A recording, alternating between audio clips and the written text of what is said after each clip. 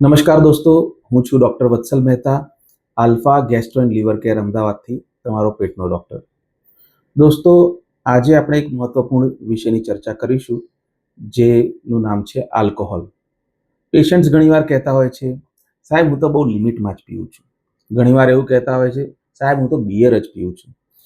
ખરેખર મારું એટલું આલ્કોહોલનું સેવન નથી, પણ શું આપણે જાણીએ છીએ કે કેટલું આલ્કોહોલનું સેવન સેફ છે? કઈ રીતે આલ્કોહોલનું સેવન કરવાથી આપણી બોડીને અને આપણા લીવરને સૌથી ઓછા નુકસાન સાથે આપણે આગળ વધારી શકીએ છીએ? તો જાણીએ આપણે આ વિડીયોમાં. મિત્રો, સૌથી પહેલાં આ વિષય મહત્વનો કેમ છે એ આપણે સમજી લઈએ. આલ્કોહોલની કોઈ પણ સેફ લિમિટ નથી. જે કંઈ પણ માત્રામાં આપણે આલ્કોહોલ લઈશું એ આપણી બોડીને ક્યાંક ને ક્યાંક નુકસાન તો કરશે. છતાં બી અમુક સેફ ડોઝ એનો ગાઈડલાઇન્સમાં ડિસાઇડ કરેલો છે, જેની ચર્ચા આપણે કરવા માંગીએ છીએ.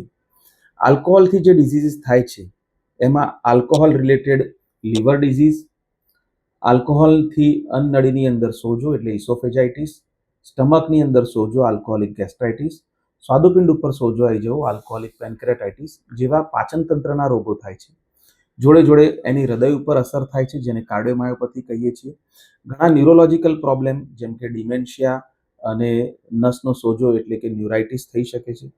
અને એ જ સાથે આલ્કોહોલ ઘણા બધા કેન્સર માટે આપણને રિસ્ક ફેક્ટર તરીકે પણ દેખાય છે, જેમાં અન્નનળીનું કેન્સર, પેન્ક્રિયાઝનું કેન્સર, લીવરનું કેન્સર જેવા કેન્સરનો સમાવેશ થાય છે. એટલે આ વસ્તુને ડિટેલમાં સમજવી આપણી માટે બહુ જ જરૂરી છે કે આલ્કોહોલનું સેવન કેટલું આપણી માટે સેફ છે. બીજી વસ્તુ, ઇન્ડિયન પેશન્ટ્સ જે છે એમાં બી ખાસ કરીને આપણા ગુજરાતી પેશન્ટ્સ છે, એમને સેન્ટ્રલ ઓબેસિટી છે, એ લોકો થોડા મેદસ્વી છે. જોડે જોડે ફેટી લીવર ડિઝીઝ માટે આપણે વધારે સસેપ્ટિબલ છીએ અને આપણી બોડીની અંદર ચરબીની માત્રાના લીધે આલ્કોહોલ પ્લસ ચરબી એ રીતે બે ફેક્ટર્સથી લીવરને વધારે નુકસાન થાય છે. આપણું ડાયટ પેટર્ન બી એ પ્રમાણે છે કે જેમાં કાર્બોહાઈડ્રેટ્સ એટલે કે કાર્બોદિતની માત્રા વધુ છે અને એ પણ આપણા લીવરને નુકસાન કરે છે. એટલે આપણા માટે કેટલું આલ્કોહોલ સેફ છે એ સમજવું બહુ જરૂરી છે. સૌથી પહેલા આ વિષયને સમજવા માટે આપણે એક સ્ટાન્ડર્ડ ડ્રિંકની ડેફિનેશન આપણે જોઈ લઈશું. એક સ્ટાન્ડર્ડ ડ્રિંક એ 30 ml નું હોય છે. 30 mlમાં હાર્ડ લિકર જેમાં વિસ્કી, વોડકા, રમ વગેરેનો સમાવેશ થઈ શકે, સ્કોચ એનો બી સમાવેશ થઈ શકે. 30 ml એક ગ્લાસમાં તમે ભરો તો એને એક સ્ટાન્ડર્ડ ડ્રિંક કહેવાય. લાર્જ ડ્રિંક 60 ml નો હોય છે અને આપણે જેને પટિયાલા અથવા ડબલ લાર્જ કહીએ છીએ 90 ml નો હોય છે. આ ડ્રિંક્સની જે વેસ્ટર્ન ગાઈડલાઈન છે એ એવું કહે છે કે તમે વીકલી 14 ડ્રિંક્સ તમે લઈ શકો. એનો અર્થ એ થયો કે પર ડે તમે 2 સ્ટાન્ડર્ડ ડ્રિંક્સ લઈ શકો. હવે આ જ વસ્તુને જ્યારે આપણે લેટેસ્ટ ઇન્ડિયન ગાઈડલાઈન ઉપર નેરો ડાઉન કરીએ તો એ ફાઇન્ડિંગ્સ એવા છે કે ઇન્ડિયન પેશન્ટ્સ આલ્કોહોલને એટલું સારું ડાયજેસ્ટ કરી શકતા નથી અને લેટેસ્ટ જે રેકમેન્ડેશન છે એ છે કે alcohol once in a day 1 drink per day એટલે કે વીકના 7 ડ્રિંક્સની આજુબાજુ પર તમારે લિમિટ કરવો જોઈએ. આ પણ એ જ લોકો માટે છે કે જેમનું લીવર હેલ્ધી છે. એવા પેશન્ટ્સ કે જેમને already pre existing liver disease છે, જેમ કે હિપેટાઇટિસ બીનું ઇન્ફેક્શન છે, હિપેટાઇટિસ સીનું ઇન્ફેક્શન છે, ફેટી લીવર ડિઝીઝ છે અથવા બીજો કોઈ બી લીવર ડિઝીઝ છે, તો એમની માટે આ સેફ લિમિટ ચેન્જ થઈ જાય છે. તો લીવરનો ફાઇબ્રોસ્કેન જેવો એક રિપોર્ટ કરી આપણે એ સમજવું પડે કે લીવરની અત્યારની પરિસ્થિતિ કેટલી છે અને એ ડિસાઇડ કરી શકે કે આલ્કોહોલની સેફ લિમિટ કેટલી છે. એડિશનલી અગર કોઈ વ્યક્તિ એવું કહે છે કે હું તો બિયરનું જ સેવન કરું છું, તો શું?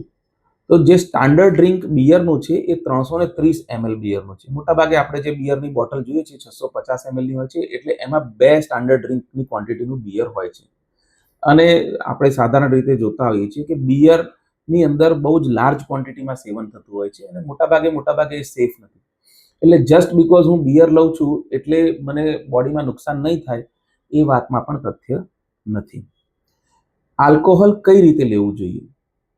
મિત્રો, આલ્કોહોલનું સેવન કરવા માટે એની અપર લિમિટ તો નક્કી જ છે.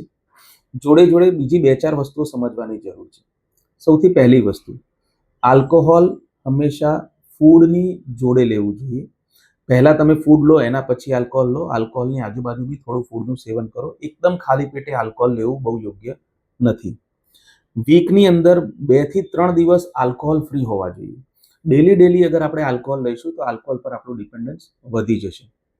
ત્રીજી વસ્તુ એ છે કે આલ્કોહોલ કોઈ બી વખત ડાયલ્યુટ કરીને જ લેવો જોઈએ. ડાયરેક્ટ નીટ આલ્કોહોલ આપણે કન્ઝ્યુમ ના કરવો જોઈએ.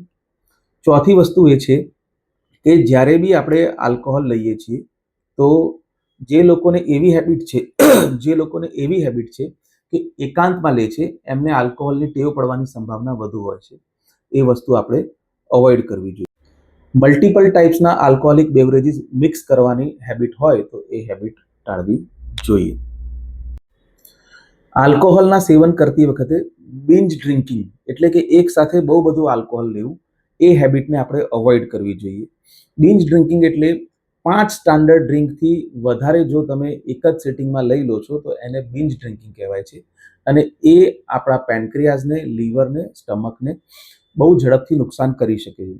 સો આપણે બિંજ ડ્રિંકિંગને હંમેશા અવોઇડ કરવું જોઈએ. જોડે આપણે એ વસ્તુનું ધ્યાન રાખવાનું છે કે જો તમને પ્રી એક્ઝિસ્ટિંગ લીવર ડિઝીઝ છે, જેમ કે fatty liver disease, hepatitis B, hepatitis C અથવા બીજો કોઈ પણ પ્રકારની લીવર કન્ડિશન હોય તો તમારી માટે આલ્કોહોલનું સેવન સેફ નથી. સિમિલરલી જે ફિમેલ જેન્ડર છે, જે મહિલાઓ છે, એમની માટે ઉપરોક્ત જે આપણે ચર્ચાઓ કરી કે જેમાં આપણે એવું કહીએ છીએ કે આલ્કોહોલનું વીકલી જે કેપ છે એ 7 ડ્રિંક્સ પર વીક છે, એ ઘટીને 50% જેવું થઈ જાય છે. તો ફિમેલને વધારે કોશિયસ રહેવાની જરૂર છે. સ્પેશિયલી પ્રેગ્નન્સીમાં આલ્કોહોલ 100% બંધ કરવાની જરૂર રહેતી હોય છે. તો મિત્રો, આ રીતે આલ્કોહોલના સેવનને, આલ્કોહોલિક હેબિટ્સને આપણે સમજીએ અને આપણા રિલેટિવ્સને આ વિડીયો શેર કરીએ કે જેનાથી એ લોકો વધારે સારી રીતે આ વસ્તુને સમજી શકે અને આપણે આપણા ફ્રેન્ડ્સ અને ફેમિલીની સારી સારવાર લઈ શકીએ. Thank you.